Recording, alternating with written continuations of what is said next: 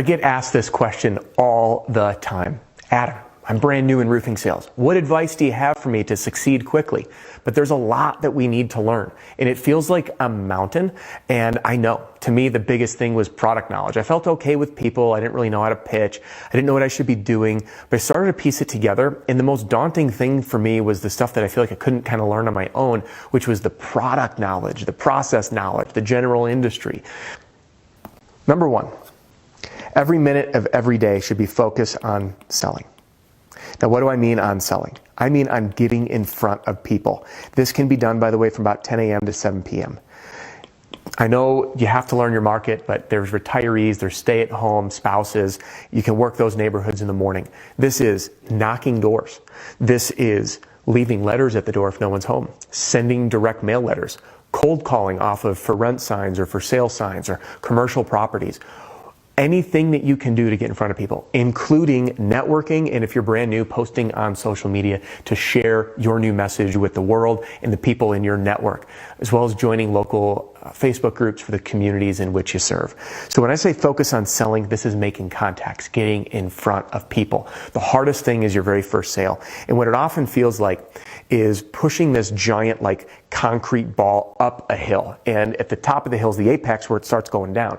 This momentum, one, getting that ball moving is the hardest part, that first traction. And it feels like an uphill battle as we get going. Then once we make our first few sales, our first 5 to 10 sales, that momentum begins to carry us.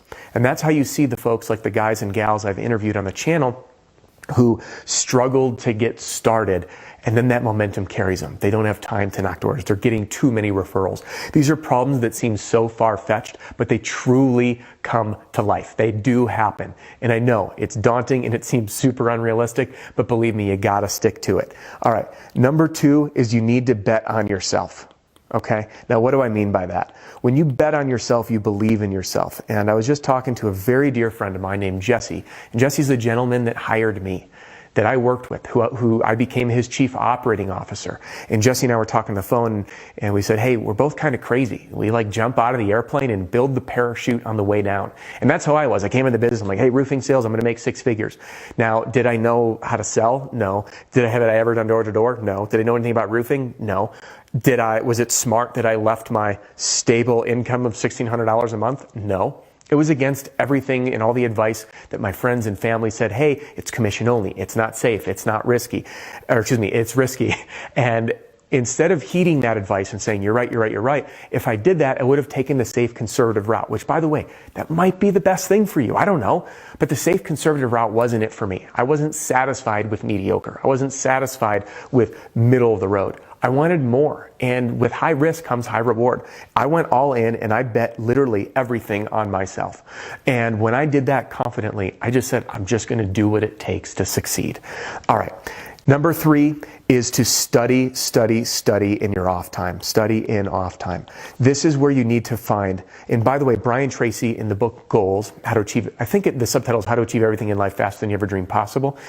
He talks about understanding what he calls your bottleneck. And to me, that bottleneck was a lot of industry knowledge mixed with Xactimate, understanding how to read a scope and communicate with homeowners. So what I did in my mornings and evenings was I would study on the stuff that I needed to feel confident. All right. Number 4 is process knowledge over product knowledge. So process knowledge is number 1.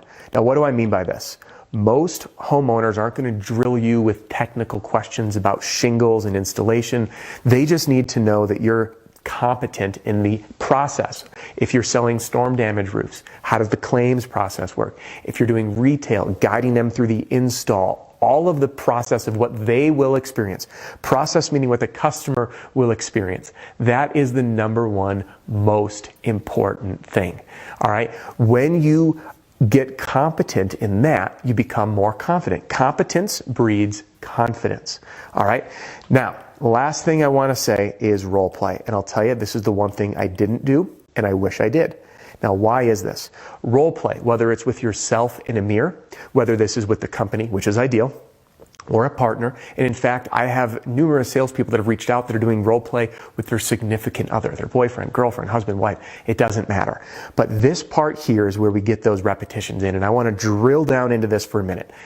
With role play, we focus on repetition. So example, let's say you sell, 50 to 100 roofs in a year. That means out of all the objections you might hear, you get to rehearse them 5 times, 10 times, 20 times. You're not going to get them on every single job.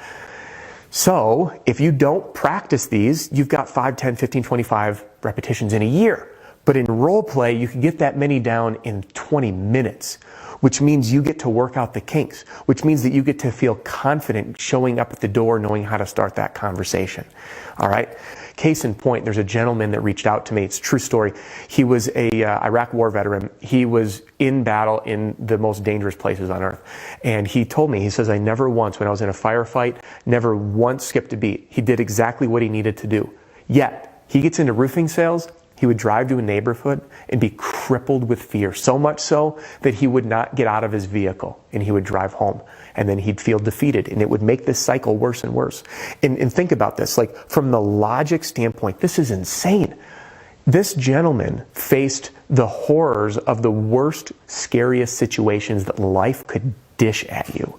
Yet somehow, our own internal fears, because those fears are out here, the internal fears manifest themselves in such a deep way that the more we're able to lean into this and to develop personally, to break through these obstacles, to lean into that discomfort, the more money that we can earn.